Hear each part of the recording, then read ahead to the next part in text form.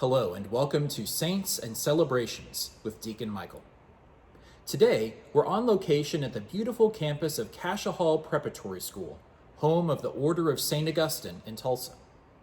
Aside from the Blessed Virgin Mary herself, the Augustinian tradition claims one of the most inspirational and influential mothers in the history of the Church, St. Monica, the mother of St. Augustine.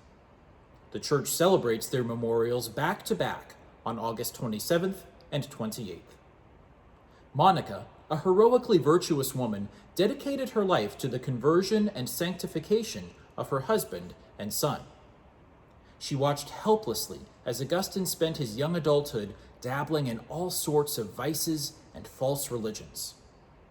However desperate she might have felt, Monica knew that her hope must prevail, and she found her hope in prayer. The letter of St. James tells us, "The fervent prayer of a righteous person is very powerful," and Monica knew this to be true. Of course, Augustine eventually converted to the faith, even becoming a bishop and later a doctor of the Church.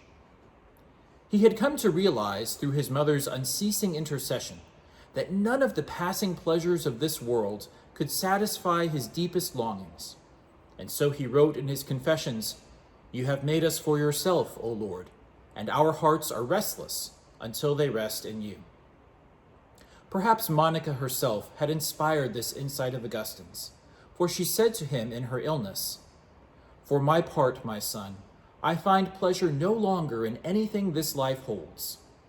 One thing only there was for which I desired to linger a while in this life, to see you, a Catholic Christian, before I died. And this my God has granted to me more lavishly than I could have hoped, letting me see you even spurning earthly happiness to be his servant." And on her deathbed, she said, "Lay this body anywhere and take no trouble over it.